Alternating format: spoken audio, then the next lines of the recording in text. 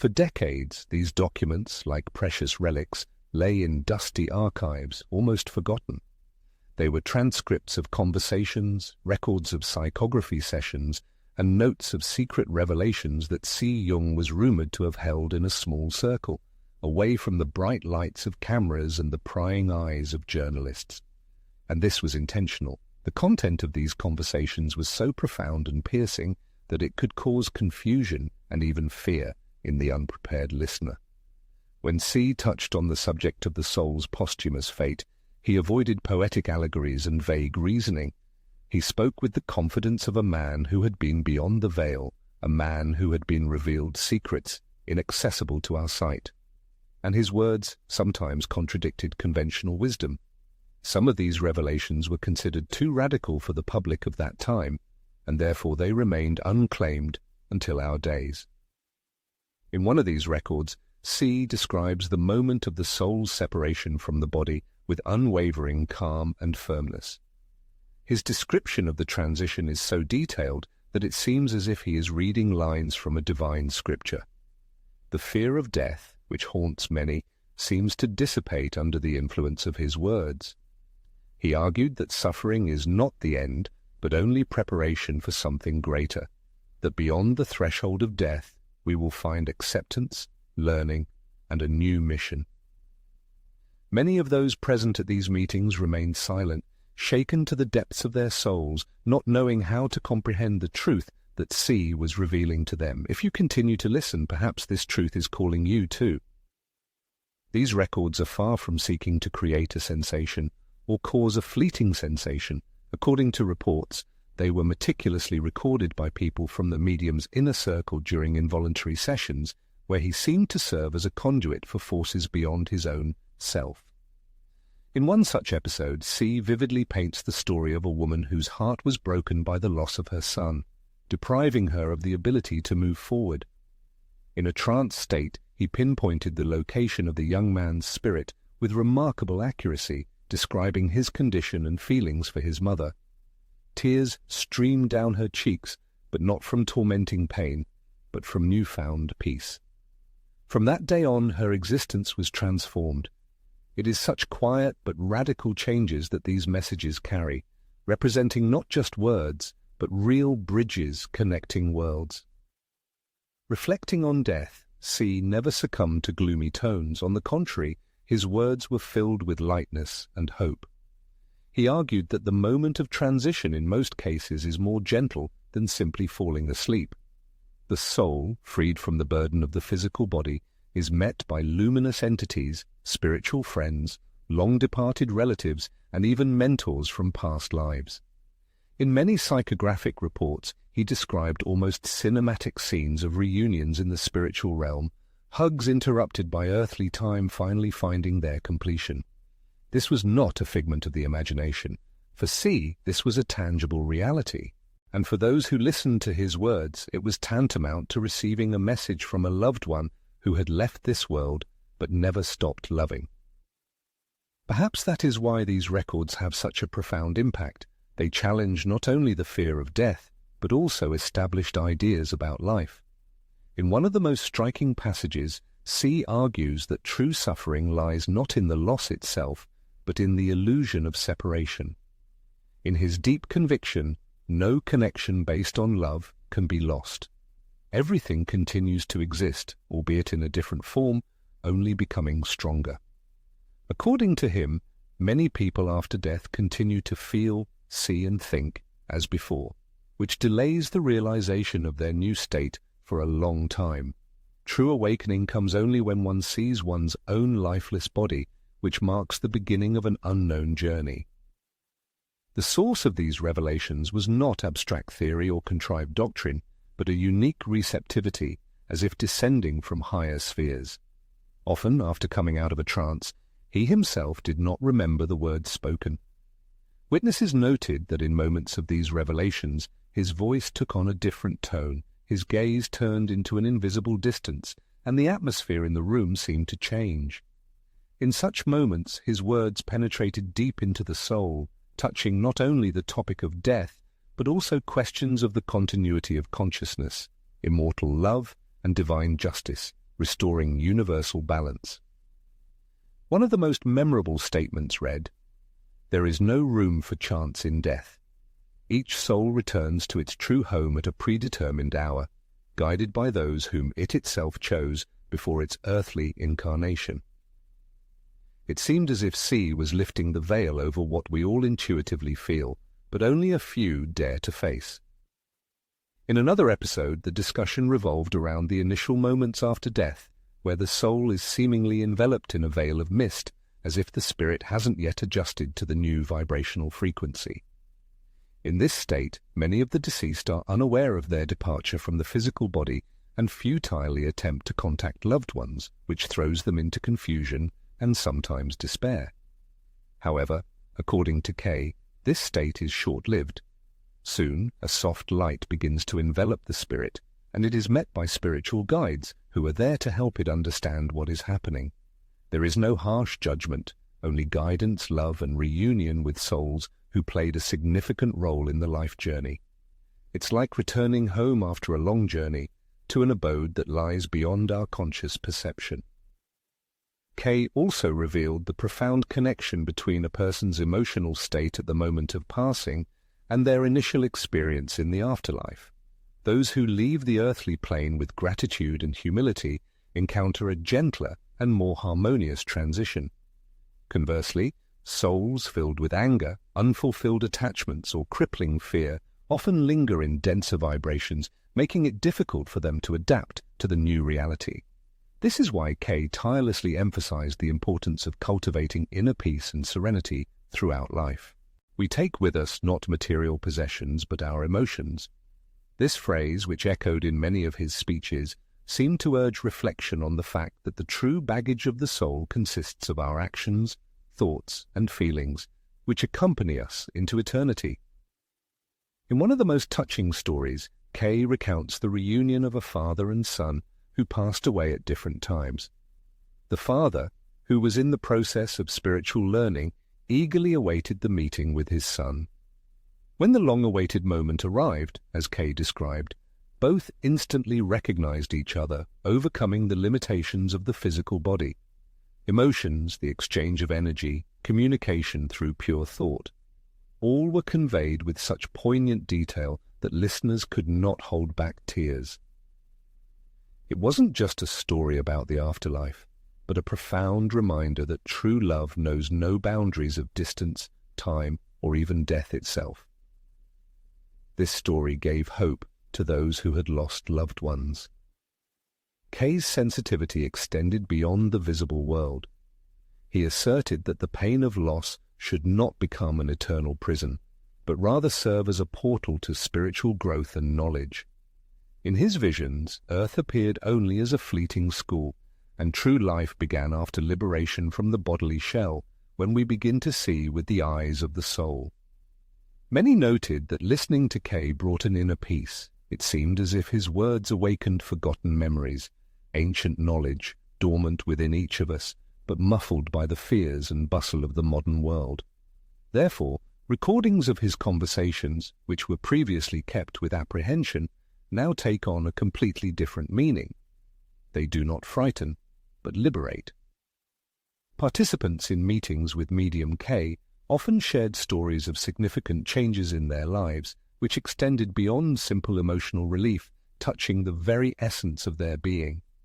The words spoken by the medium had a profound impact, prompting a re-evaluation of the value of time spent with family, encouraging a more conscious choice of words and restraint in expressing anger and impatience.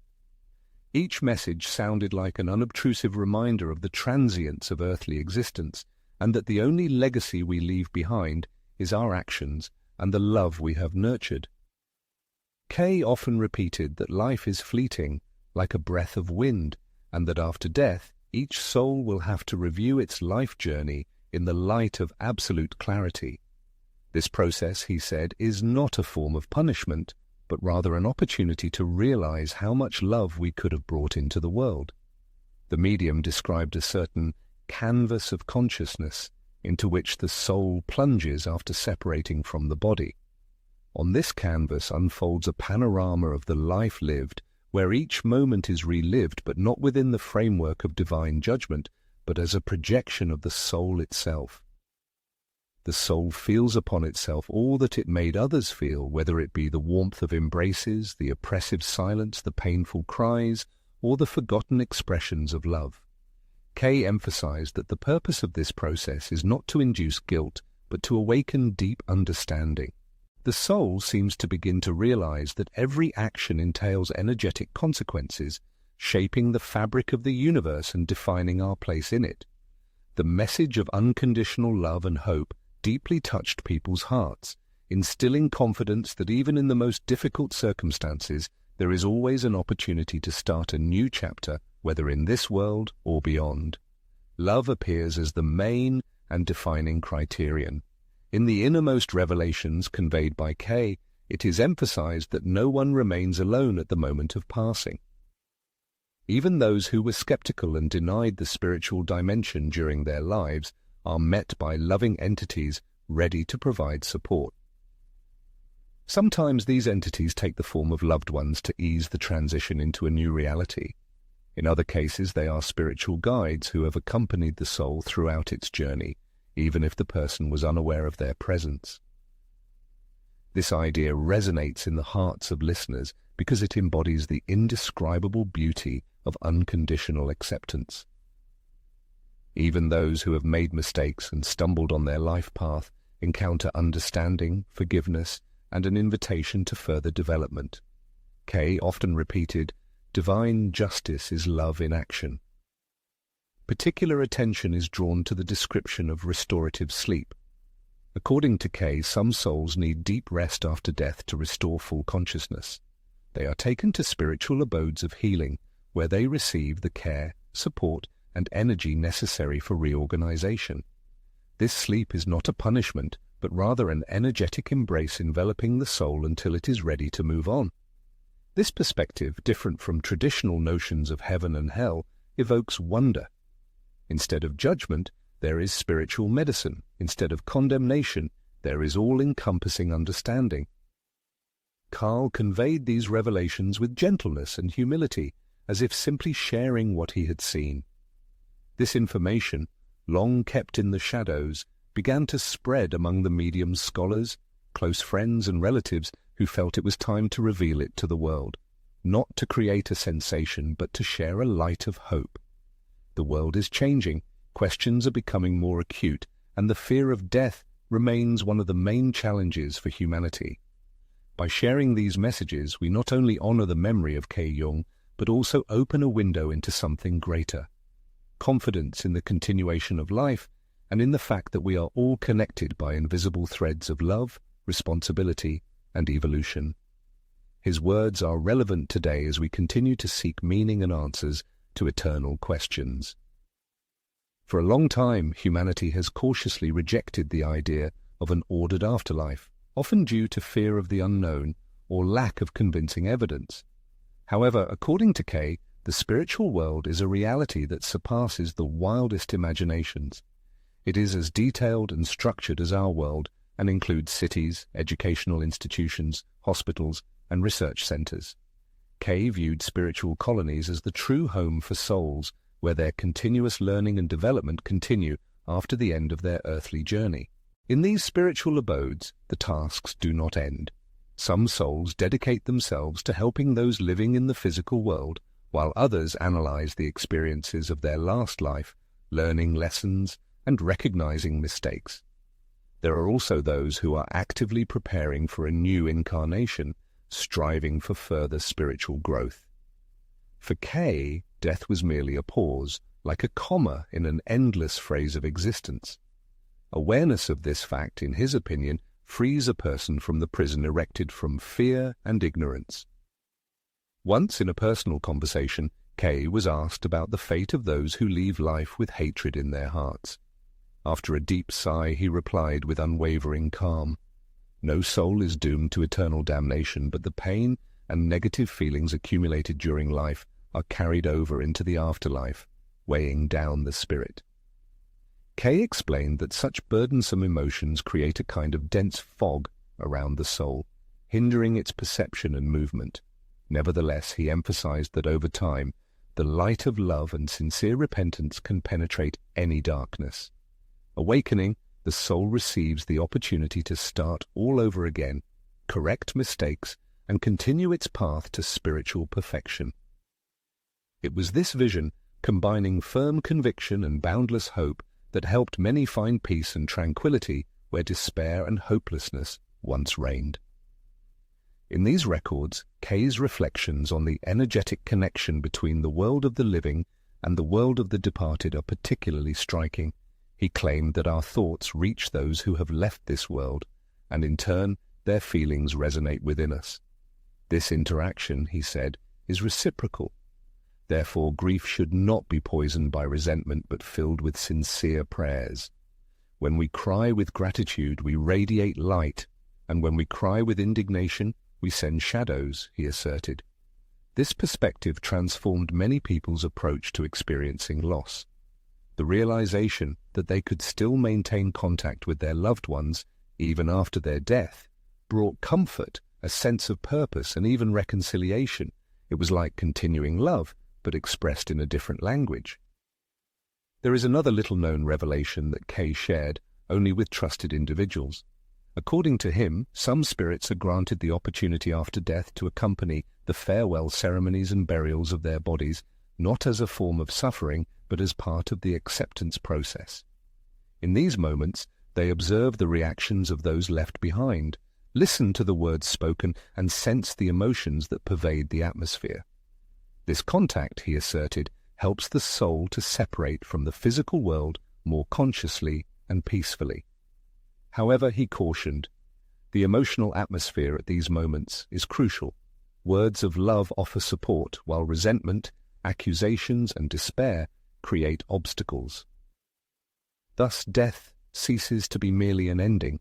It becomes a ritual of transition with real consequences. In the unseen world, these teachings, so delicately conveyed by Kay, awaken something profound in those who hear them. These are not imposed truths, but reflections that resonate in the hearts.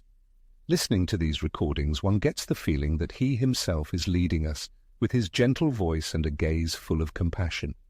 Each word seems to have been carefully chosen, not only to enlighten, but also to heal. There is a sense of truth in this that transcends time. Kay was not tempted by the allure of fame, the desire for wealth, or the pursuit of power. His life's credo became service, and perhaps therein lies the secret of the enduring power of his message. It is born from the depths of sincere devotion to all-encompassing love. Kay deeply believed that the true miracle lies not in avoiding death as such, but in understanding its essence. In his insightful stories, he emphasized that the greatest torments of the newly departed soul are not physical, but moral. It is the realization of wasted time, spent nurturing grievances, displaying pride that prevented reconciliation, and unexpressed signs of love. That is why he so persistently emphasized the importance of forgiveness. To forgive, he said, means to break free from an invisible prison. It is not just a beautiful phrase, but a true spiritual key. He asserted that many souls remain attached to the vibrations of the earthly world precisely because of their inability to free themselves from the oppressive burden of resentment. As a result, their evolution is suspended until the spirit finds humility and a sincere desire to start anew. In one of his most moving speeches, Kay described the moment of the soul's reunion with the spiritual mentor responsible for its earthly journey. He said that upon seeing this being of light, the soul instantly recognizes the ancient love, a connection that existed long before the current incarnation. The mentor does not make accusations, nor does he make demands. He merely points out with unwavering firmness and tenderness all that the soul has already overcome and the lessons it has yet to learn. This meeting does not evoke fear, but gives rise to deep and touching feelings, like a long-awaited return to a father after a long separation. Kay asserted that this meeting is one of the most significant moments in spiritual life, a moment when the soul realizes that it has never been alone, even in the most difficult times. In addition to this, Kay mentioned the existence of spiritual zones of grief, where souls wallowing in sins, egocentrism, or grievous misdeeds reside. However, he invariably emphasized that these areas are not eternal abodes of hell, but merely temporary states of vibration generated by the individual's own consciousness and life decisions. Spirits remain in these places until repentance and a sincere desire for change awaken within them. Often achieving this becomes possible through prayers offered for them by those living on earth. Kay tirelessly urged people to pray for the departed, asserting that prayer is like a ray of light penetrating through the darkness and reaching the hearts of those in need of support. This is mercy in its highest form. Such revelations may have seemed to many to be the product of fantasy, but those who were close to Carl knew that he was not prone to fabrications. He only conveyed what he saw, heard, and felt with his soul. Scientists and doctors who listened to his speeches could not comprehend how he possessed such accurate information about people he had never met. Stories abounding with names, dates, and circumstances were always confirmed without a single inaccuracy. Some, astonished by what they heard, turned to spirituality, while others preferred to remain silent, not knowing how to make sense of the information received. However, no one remained the same after interacting with him, for Carl addressed not the mind but the soul. That is why his message continues to live on even after his departure. Perhaps the true legacy of Carl Jung lies in the fact that he stopped perceiving death as a taboo and presented it as an important stage in the spiritual journey. By dispelling the fear of death, he restored to people a lost faith in the invisible. His words do not call for blind acceptance, but rather for feeling them with the heart. And each of these forgotten recordings carries a part of his mission. It feels as though he is still among us, whispering truths unseen by the eye, yet unmistakably recognized by the heart. And today, as we touch upon this knowledge, we are not merely listening to stories, but are being called upon to remember who we truly are and where we all shall one day go. During one of the most memorable conversations, Kay was asked about the fate of souls who have departed the earthly realm suddenly, whether through tragic accidents, swift illnesses, or unexpected calamities. He, maintaining his composure, explained that in such circumstances the spirit often plunges into a state of shock. Overwhelmed by what has occurred, it instinctively seeks to return to its familiar way of life, attempting to enter its home, engage in communication with loved ones, but finding no response. It is at this moment, according to Kay, that spiritual guides come to the rescue, surrounding the soul with patience and tenderness, explaining that the earthly journey has ended. There is no need to rush. Each soul awakens in its own time, and even the most sudden demise can be illuminated by light and acceptance if the person's heart is ready for it. Kay also mentioned so-called unseen patrons, spirits accompanying each of us from birth. These guides, he said, do not impose their will, do not interfere with the decisions we make, but are always ready to offer support, guidance, and, if necessary, delicately intervene. He recounted that in the lead-up to death, these protectors become more active, preparing the spiritual space for the arrival of the new soul. It is akin to a meticulously planned journey, where behind the scenes everything is organized with love and attention. And even when death appears unfair or premature to us, in the spiritual dimension it holds a deeper meaning, often inaccessible to the understanding of those still bound to the material world. A particularly poignant episode in Carl's career was the story of the untimely death of a 7-year-old girl. The inconsolable grief of the mother, having lost her child, drove her to seek solace from a medium, hoping to understand the reasons for such a tragic event. In a trance, Carl recorded a message emanating from the spirit of the girl herself. She assured that she was perfectly fine, experiencing joy, and that her earthly mission, though brief, had been important for the harmony within her family. The message ended with a phrase that the girl often uttered during her life, which finally convinced the mother of the authenticity of the contact. The woman left the meeting with eyes full of tears, but with a transformed heart. Such cases vividly demonstrate how the sorrow of loss can turn into enlightenment when there is an understanding that the soul is immortal, continuing its journey of knowledge and love. Another leitmotif in Carl's messages is the idea of reincarnation.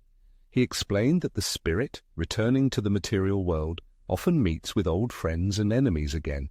Family ties appear as spiritual unions, where each plays a role in teaching others. Therefore, he asserted that, in the fabric of the universe there are no clearly defined victims or steadfast executioners, as everything is subject to an all-encompassing balance, where love is the fundamental principle and the ultimate goal. When a soul leaves the earthly dimension, it does not disappear without a trace, but transitions into another state of being, continuing to influence those who remain in this world, and in turn experiencing their impact.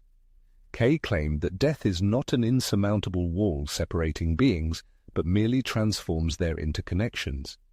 These profound truths, expressed by Kay with astonishing simplicity, continue to resonate deeply in people's hearts, even in an era of widespread skepticism, because they touch upon something that lies beyond rational understanding, a deep longing, a sense of inner emptiness, and an unquenchable hope.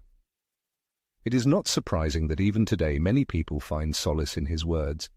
Even those who have never shown interest in spiritual matters, upon hearing a fragment of his work, experience a special tremor caused not by fear, but by a sense of recognition, as if their soul whispers, "I remember this."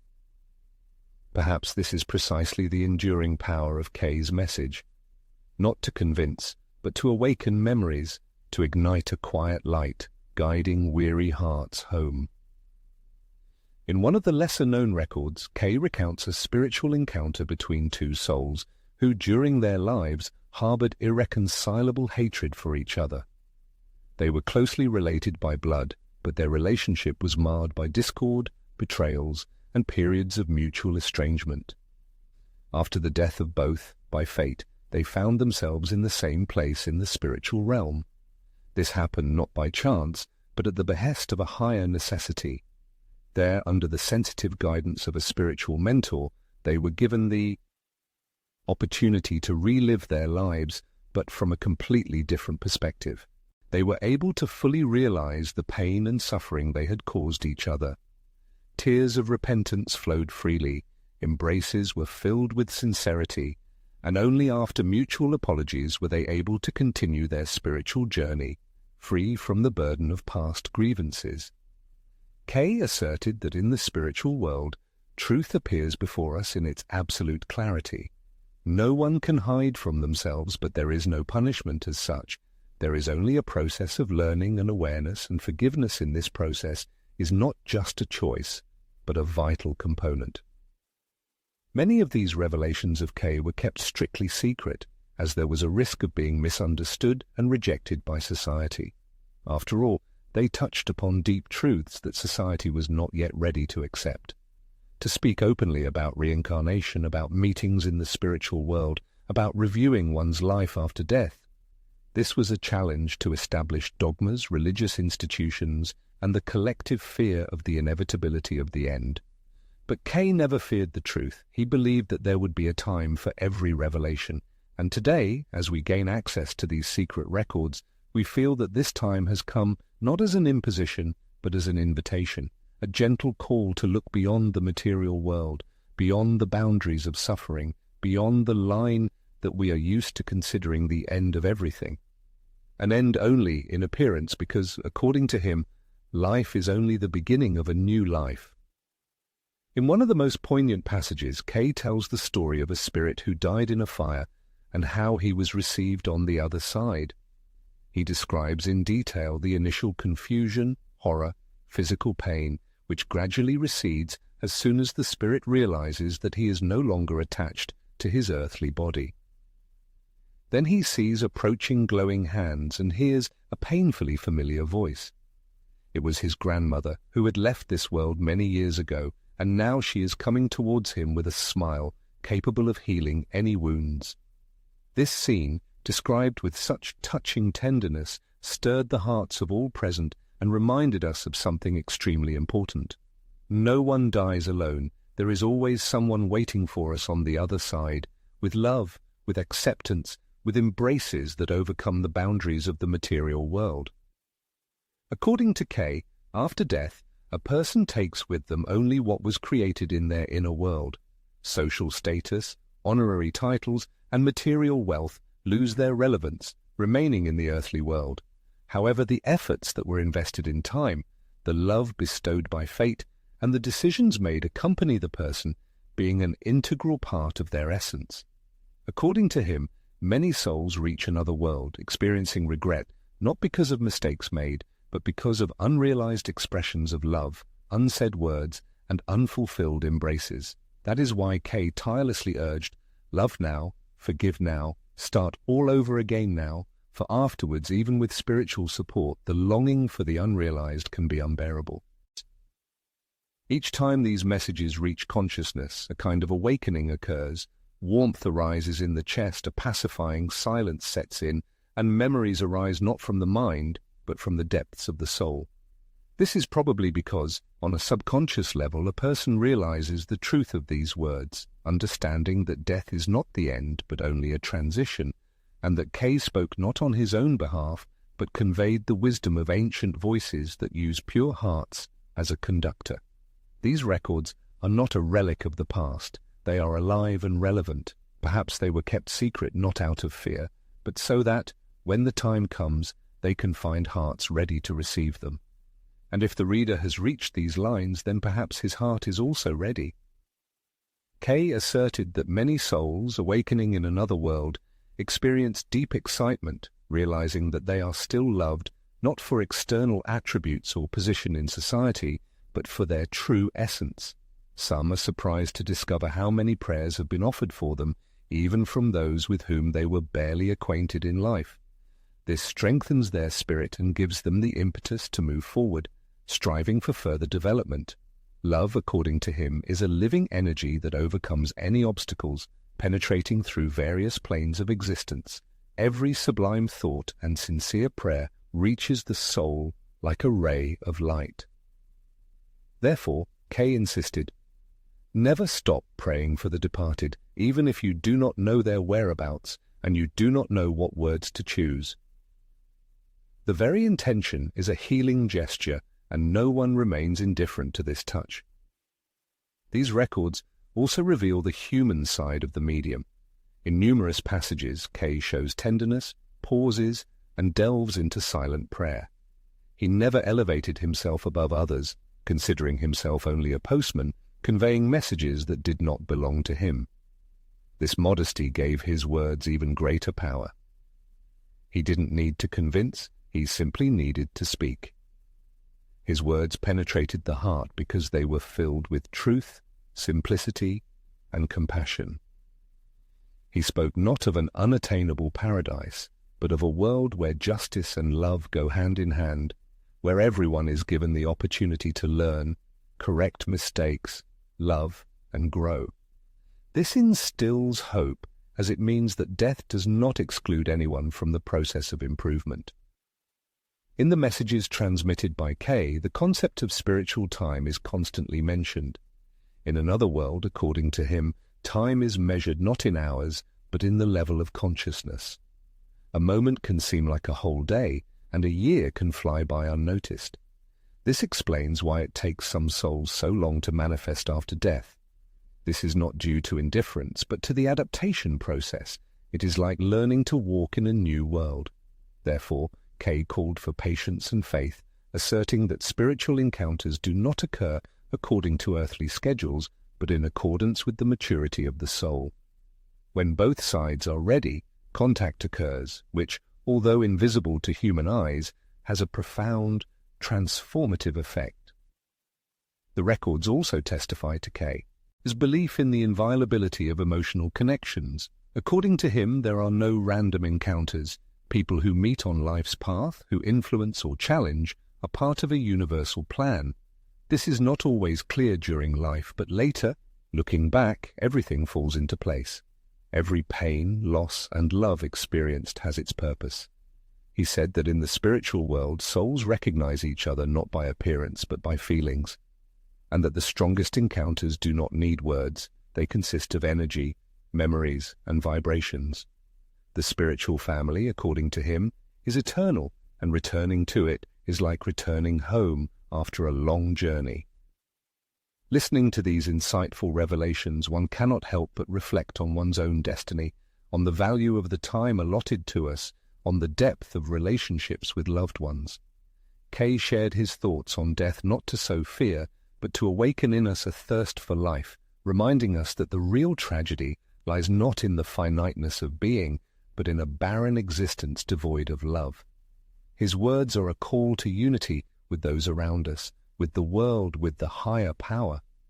Perhaps that is why his messages remained hidden for so long, because they possess a quiet but transformative power that does not impose, but gently touches the soul. And now, having come to light, they resonate in a world starving for meaning, a world that more than ever needs rays of light, hope, and truth. According to Kay, death is not the end, but a kind of revelation. It is the moment when we cast off the shackles of the transient and reunite with the eternal. Many stories collected by him testify that souls who have realized this fact experience immense gratitude for everything they have experienced, even for pain, because all this ultimately contributed to their spiritual growth. Earthly life is fleeting, but it is generously endowed with opportunities for choice, and crossing the threshold between worlds, we take with us what constitutes our inner essence: love, compassion, humility. These are the true treasures of the spirit. Therefore, each message left by Kay serves as a subtle reminder that we still have time for change, for new beginnings, for deeper love. These records, which have been kept in oblivion for so long, were not created to become an object of spectacle. They were testimonies of a soul striving to serve something greater. Listening to them today is like opening a chest of wisdom that has been safely hidden, waiting for its hour. And that hour has come right now, because we live in an era of longing, loneliness, and countless questions that remain unanswered. And Kay's words come like balm, like truth, like reunification, not only with him, but also with what we already know somewhere deep inside. Life goes on, remaining beautiful, fair, and full of meaning. Even when we are unable to see the big picture, there is a certain plan, and in this plan, each of us has an important role to play. Perhaps that is why many people who listen to these messages feel the need to change something in their lives, call someone, forgive, start implementing long-delayed plans. After all, Kay does not offer us dry theory. He points us to a bridge connecting worlds, hearts, and forgotten truths. Spirituality for him was not a luxury or a way of comforting, but a vital necessity, allowing one to live more consciously, with greater kindness and courage. By coming into contact with the vast universe, a person realizes his ability to be a conductor of light, understanding that his every action, even the most insignificant, is capable of causing a response beyond the material world. At the close of each entry, a silence descends, as if inviting deep reflection, as if Kay himself, with his characteristic modesty, passes the baton, saying, "Now it's your turn." This is not a burden of responsibility, but rather an expression of trust. After all, everything said is meant not only to comfort, but also to transform. Death is a complex and multifaceted subject, but when viewed through the prism of the soul, it appears as a sacred transition.